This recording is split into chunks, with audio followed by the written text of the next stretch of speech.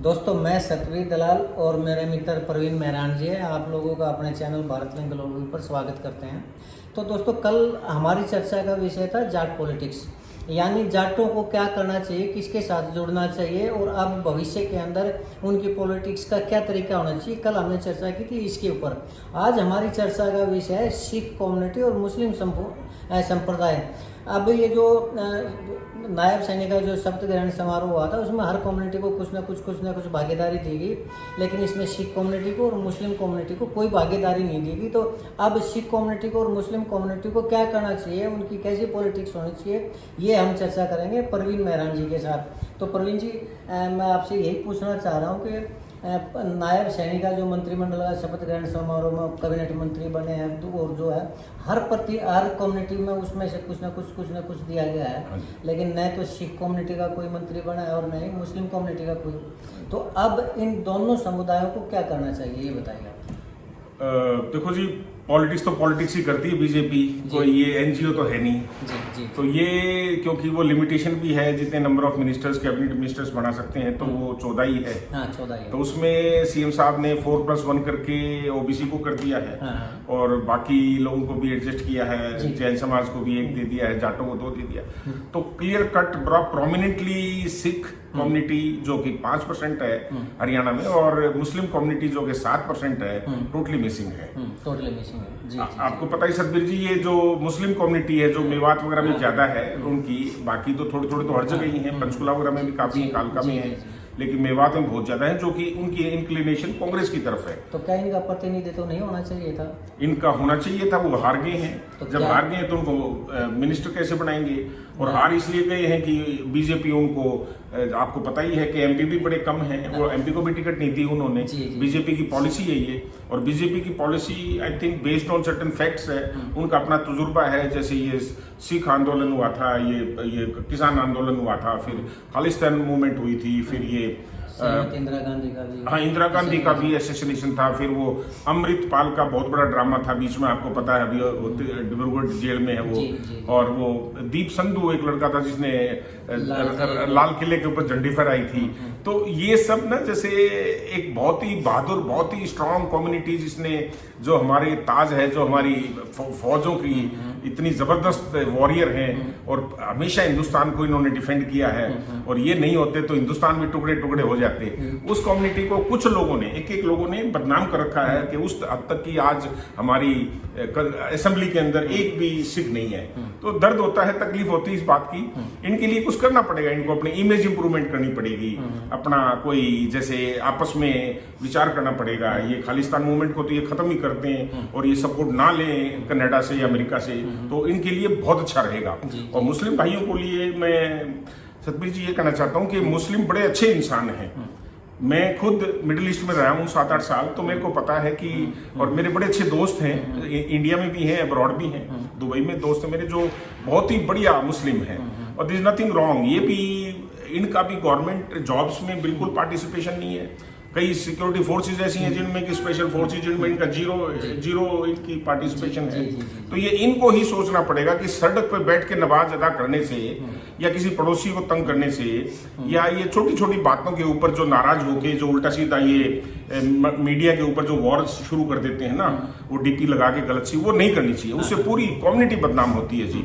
इन्होंने यही रहना है, यही जिए हैं ये, और परमानेंट हमारे साथी हैं, परमानेंट हमारे पड़ोसी हैं। तो इनको सोचना चाहिए कि ये अलाइंड विद इंडिया प्रॉपर हो, और हरियाणा में भी दे शुड, मतलब अपना ये जो एंटी एस्टेब्लिशमेंट जो माइंड है या एंटी इंडिया माइंड है, उसको वॉश आउट करके मेन स्ट्रीम में चले वो, और उनकी लीडरशिप को भी अब उनका दिमाग साफ हो जाना चाहिए। अगर उनको आगे बढ़ना है तो पॉलिटिकल पार्टिसिपेशन उनकी बहुत ज़्यादा जरूरी है। सर, कुछ हमारे नेताओं ने भी तो किया है ना। अब जैसे मनमोहन सिंह जी प्रधानमंत्री हुआ करते, तो उन्होंने, कांग्रेस ने तो हमेशा मुस्लिम तुष्टीकरण की राजनीति की है, और मनमोहन सिंह ने ये भी कहा था कि एक बार अगर इस देश की संपदा के ऊपर जो पहला अधिकार है वो मुस्लिम कम्युनिटी का है, जबकि ऐसा नहीं होना चाहिए था। इस देश के अंदर मुस्लिम भी पैदा हुए हैं, हिंदू भी पैदा हुए हैं, पारसी पैदा हुए हैं, सारी कम्युनिटी जो है इस देश में पैदा हुई, उसका बराबर समान हक होना चाहिए। बिल्कुल। ये कहना कि मुस्लिम कम्युनिटी का पहला हक है, ये मुस्लिम तुष्टीकरण की राजनीति की है, और इसका प्रभाव ये हुआ है कि हिंदू कम्युनिटी के अंदर उनके प्रति कड़वाहट पैदा हुई है, और ये कड़वाहट पैदा करे हमारे नेताजी। हाँ जी। जैसे मुस्लिम कम्युनिटी के नेता हैं अवैसुद्दीन हुआ है, वो है, ओवैसी हाँ हैं, जी, हाँ। तो वो क्या करते हैं, वो हमेशा भड़काने का काम करते हैं। हाँ जी। उनके भाई है वो हमेशा भड़काने का काम करते हैं। इस भड़काने से नुकसान किसका हो रहा है? आम मुस्लिम आदमी का नुकसान हो रहा है। अविश्वास की भावना, और यंग खून है जो, वो यंग खून तो उनकी सुनता है और उसमें कट्टरवाद में चला जाता है, लेकिन जो बाकी के मेरे हिसाब से 99.9% मुस्लिम कम्युनिटी है वो शांति प्रिय है। वो चाहती है कि आराम से रहना चाह रही है, मिलजुल के रहना चाह रही है, लेकिन 0.1% चाहे वो किसी भी कम्युनिटी में हो, वो उस पूरी की पूरी कम्युनिटी को बदनाम कर देते हैं। बिल्कुल। तो ये मुस्लिम कम्युनिटी को ही देखना पड़ेगा कि एक तो जो हमारे नेता भड़का रहे हैं उनका साथ ना दें, हाँ जी। और ये जो यंग लड़के उनके नेताओं के भड़कावे में हाँ, आकर पढ़ाई पे, गलत हॉस्पिटल पे, हेल्थ केयर पे, जी। लेडीज की वेलफेयर पे, बच्चों अभी की, कल उसके ऊपर ध्यान देना चाहिए। उसके ऊपर ध्यान देना हाँ जी, चाहिए हाँ। अपने एजुकेशन के ऊपर, और खासकर जो कब्जा करने नेता ये कहते हैं कि हम इस देश पर कब्जा कर लेंगे, 10-10, 12-12, 15-15 हाँ, बच्चे पैदा नहीं, करो। कोई नहीं कर सकता जी, बहुत आए, बहुत गए। सबसे बुरी बात ये है, हाँ, हाँ। सबसे गलत तरीका ये है कि एक आदमी के 10-10, 12-12 बच्चे होंगे तो उनको कहाँ से तो वो एजुकेशन देगा, बर्डन है वो। कहाँ से उनका पालन पोषण कर पाएगा? तो ये किसने समझना है? ये मुस्लिम कम्युनिटी ने समझना है कि वो मुख्य धारा के साथ चले, एक एक दो बच्चा पैदा करके, और उनको अच्छी एजुकेशन दें, quality instead of quantity. Quantity की बजाय क्वालिटी की एजुकेशन दें, तो वो बच्चे भी प्रोग्रेस करेंगे, अपना करियर बनाएंगे, और वो राजनीतिक पार्टियों को भी ये समझ में आएगा कि भाई इनके बगैर भी गुजारा नहीं हो सकता। जो इस देश में पैदा हो गया वो इस देश का नागरिक है, चाहे वो मुस्लिम है, हिंदू है, सिख है, जैन है, कोई भी है। लेकिन नेताओं की अपनी पॉलिटिक्स के कारण उन्होंने ऐसा फ्रैक्शन कर दिया, खासकर बीजेपी को तो मैं मानता हूँ डिवाइड एंड रूल की पॉलिटिक्स जो इसकी है, ये इस देश का भट्टा भटाया है। जी, कुछ कहना चाह रहे हैं आप? हाँ जी, मैं सिर्फ ये कहना चाहता जी। हाँ जी, हाँ जी। जैसे हम बाहर जाते हैं, हाँ। हमारे बच्चे यूएसए कनाडा जाते हैं, दुबई, मिडिल ईस्ट में जाते हैं, जी। हमारा डिसिप्लिन इतना बढ़िया होता है, हम कभी रूल नहीं तोड़ते। हाँ। मेरा घर बिल्कुल मस्जिद के पास में था, हाँ। और मैं मस्जिद में भी जाता था, और मेरे को कोई दिक्कत नहीं थी जब फ्राइडे को प्रेयर होती थी और वो सब होता था छुट्टी। तो ऐसे इनको भी सोचना चाहिए, जब पार्टीशन हुआ था तब उनके पास चॉइस थी कि वो पाकिस्तान में चले जाएं, चाहे इंडिया में रह जाएं, क्योंकि उनको हिंदुस्तान से प्यार था और हिंदुस्तान में वो कभी से थे, या उनको अच्छा लगा हिंदुस्तान में रहना, तो they decided to stay in India.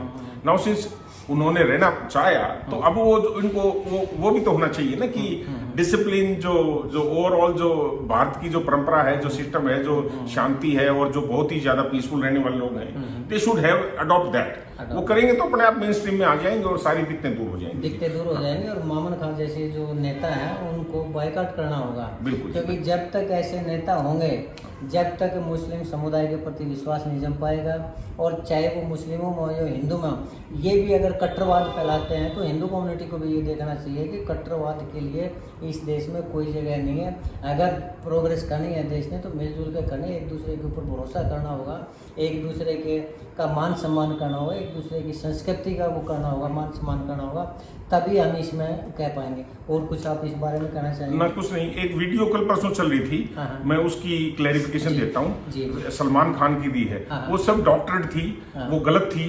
अच्छा। वो असल में 2018 की वीडियो थी। अच्छा। तो उसको किसी ने बदमाशी करके, शरारत करके, अच्छा, अनरेस्ट फैलाने के चक्कर में आगे से और पीछे से काट के एक छोटा सा पोर्शन सलमान खान को बहुत पसंद करता हूँ, बहुत, लॉरेंस बिश्नोई वाली। हाँ। वो बिल्कुल लॉरेंस बिश्नोई का नाम ही नहीं है उसमें। मैंने वो वीडियो देखी है। हाँ। तो बिल्कुल गलत थी, ऐसी वीडियोस नहीं फैलानी चाहिए। अच्छा। और इतने अच्छे एक्टर हैं, हाँ। उनको एंजॉय करो, पिक्चर देखो यार, उससे नफरत क्यों करते हो?